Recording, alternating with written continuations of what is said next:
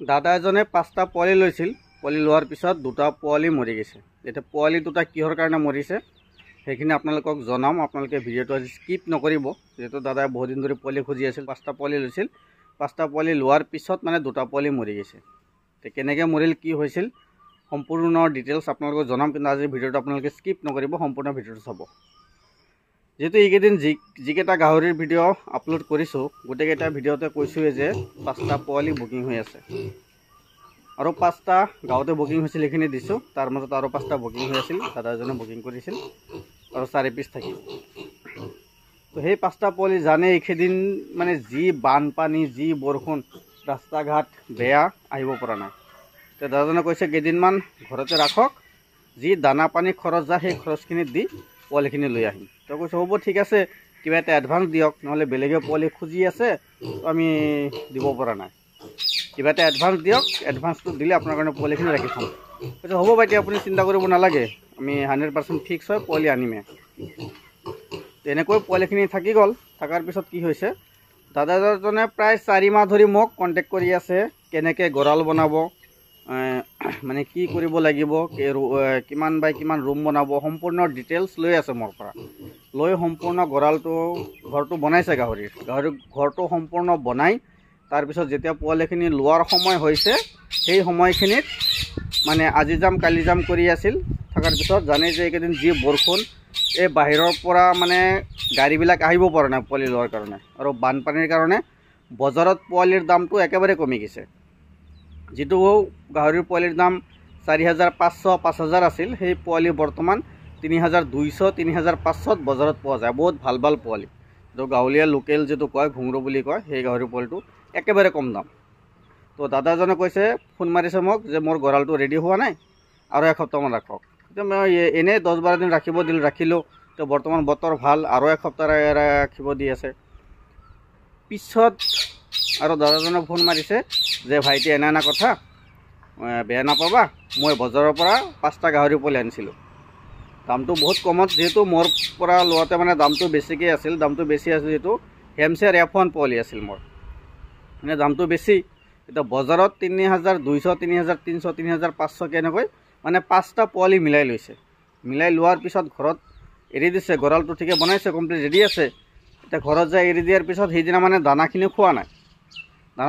Next day দানা অলপ খাইছে। খাৱাৰ পিছত মানে সিহঁতৰ লুজ মোচন হৈ গৈছে গোটেইকেইটাৰ। তো লুজ মোচন হৈছে। এতিয়া মোকো ফোন মাৰা নাই, মোক পিছত ফোন মাৰিছে যেতিয়া পোৱালি 2টা মৰি গৈছে। মোক ফোন মাৰা নাই।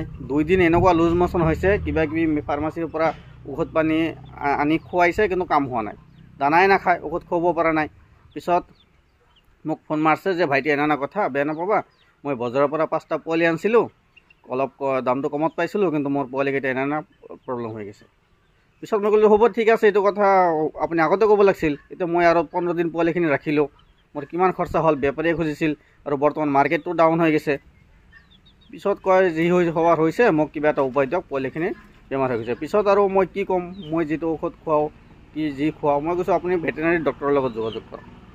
এতিয়া ডক্টৰ লৈ গোটেইখিনি পোৱালিক ইনজেকশ্যন কৰিছে। ইনজেকশ্যন কৰাৰ পিছত 2 ঘণ্টামান পিছত পোৱালি এটা মৰিছে, আৰু ৰাতিপুৱা উঠি চাইছে পোৱালি আৰু এটা মৰিছে। এতিয়া 2টা পোৱালি মৰিল, বাকী 3টা পোৱালি আছিল।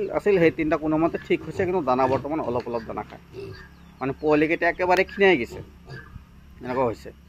তো মোকো ঠগাইছে, আৰু নিজেও বজাৰৰ পৰা পোৱালিখিনি লৈ মানে ঠগন খালোঁ। সেইকাৰণে আমাৰ কি হয়, আমি কোনটো সময়ত কোনটো মেডিচিন খুৱাইছোঁ, কি বেজি মাৰিছোঁ, কি দানা খুৱাই আছোঁ, সম্পূৰ্ণ ডিটেইলছ আমাৰ পৰা পোৱালি লোৱাৰ পিছত সেইখিনি আমি জনাই দিওঁ যে এইটো দানা খুৱাব, আৰু এইকেইটা ইনজেকশ্যন মাৰা গৈছে, আপুনি বেলেগ কোনো ইনজেকশ্যন নামাৰিব। বজাৰৰ গাহৰি এটা ইনজেকশ্যন দিয়া নাথাকে, কোনো ভেকচিন দিয়া নাথাকে, একো দিয়া নাথাকে বজাৰত যিবিলাক গাহৰি পোৱালিবিলাক চেল হয়। তো সেইকাৰণে বজাৰত দানা কি খুৱায় সেইটো বেপাৰীও নাজানে। এতিয়া ঘৰত লৈ ডাইৰেক্ট আপোনাৰ জুগুলি দিছিল, অলপ দানা দিছিল, নাখায়। মানে এইটো বা ঘৰত বা কোনটো দানা খুৱাইছে, এতিয়া মানে কি হ'ব।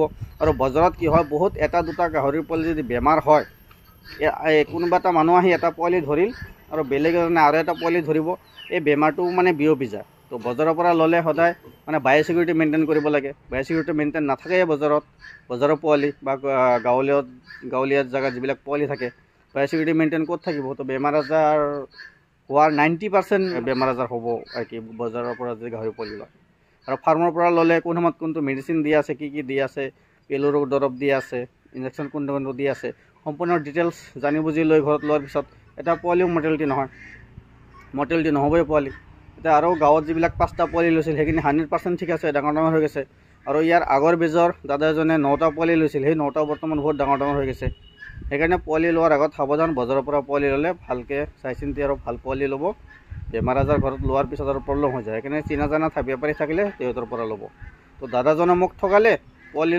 লমকৈ নল'ল এতিয়া দাদাজনে ঠগিল বজাৰৰ পৰা পোৱালিখিনি লৈ এতিয়া বিপদত পৰি আছে তো বৰ্তমান পোৱালিখিনি 9টাই আছে তো যিখিনি দাদাজনে ল'ম বুলি কৈছিল আপোনালোকেও কৈছিলোঁ যে পোৱালি 5টা বুকিং আছে এতিয়া আৰু সেই বুকিংখিনি কেঞ্চেল হ'ল নল'ল তো পোৱালি বহুত ডাঙৰ হৈছে যদি কাৰোবাক লাগে যোগাযোগ কৰিব আৰু ডেলিভাৰী দিয়া নহ'ব অনলি মোৰ ঘৰৰ পৰাহে ল'ব লাগিব কামৰূপ জিলা বকৰ পৰা 40 কিলোমিটাৰ গোৱালপাৰা জিলা ধূপধাৰাৰ পৰা 12 কিলোমিটাৰ মালিয়াবাৰী সত্ৰত মোৰ ঘৰ নম্বৰ দিয়া আছে যদি পোৱালি লাগে আপোনালোকে যোগাযোগ কৰিব ধন্যবাদ।